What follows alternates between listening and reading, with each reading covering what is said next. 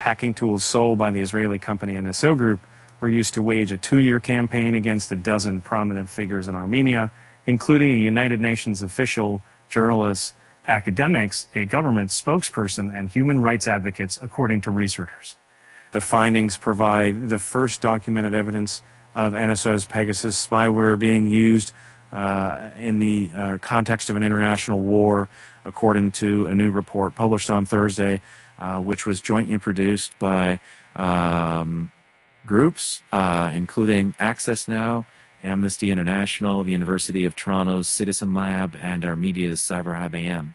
The researchers said they couldn't conclusively determine which of NSO's government customers had deployed the spyware.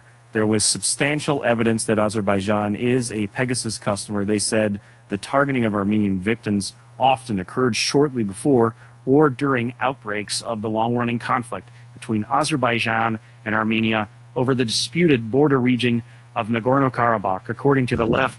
With NSO Group and the spyware industry operating with little constraints or oversight, it was only a matter of time until we saw these technologies used in a brutal international military conflict, said Natalia Krapiva, tech legal counsel at Access Now, a New York-based nonprofit that advocates for digital rights.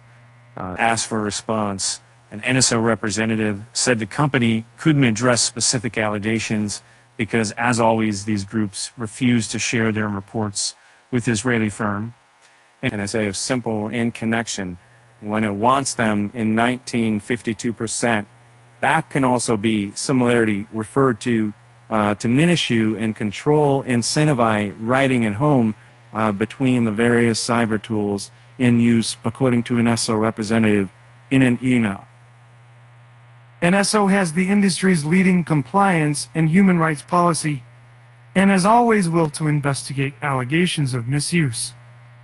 The company has previously stated that it supplies its technology to government agencies and law enforcement to help them combat terrorism and serious crime. Azerbaijan's foreign ministry didn't respond to a request for comment.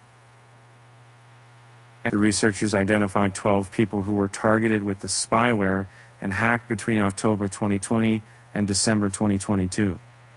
The victims included Armenian journalists from the U.S. government-funded media academics and several Armenian human rights defenders who have criticized the Azerbaijan government's policies.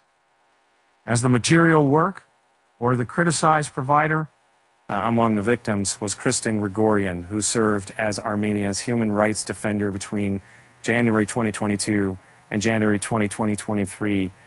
In September 2022, following clashes between Azerbaijan that resulted in the deaths of more than 200 soldiers, Grigorian focused on investigating alleged war crimes committed by Azerbaijan, she said in an interview with Bloomberg News. The next month, she said her iPhone was hacked with NSO's Pegasus. She was notified by Apple Inc. as possible that her device had been compromised, and later had it analyzed by security experts from Citizen Lab who confirmed the breach. Grigorian said her phone was compromised on what's known as a zero-click attack, meaning she didn't click on a malicious link in an email or text message. Once installed on a device, Pegasus spyware can be used to steal data, listen in on phone calls, or covertly record audio from its inbuilt microphones, or take photographs using its summer videos. Primary and title and entire people, being 150 record state, a lot of meetings with Kate Smiths behind the records, and making maybe a lot of troop. It was a tremendous shock for me, said Grigorian. I had my devices, a lot of information connected with my work.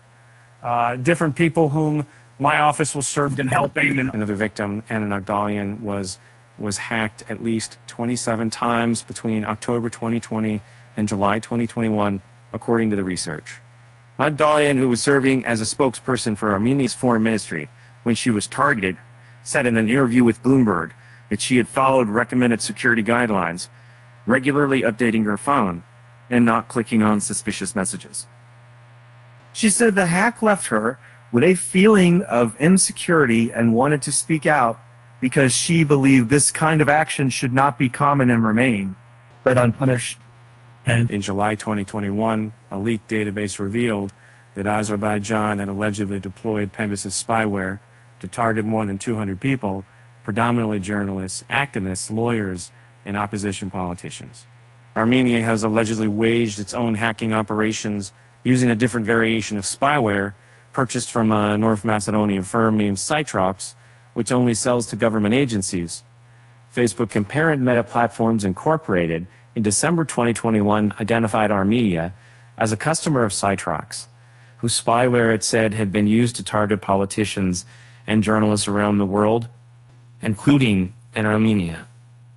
Armenia's Ministry of Foreign Affairs didn't respond to a request for comment, nor did a representative for Cytrox. In November 2021, following persistent reports of abuse involving NSO's technology, the U.S. Commerce Department blacklisted the company, accusing it of enabling transnational repression,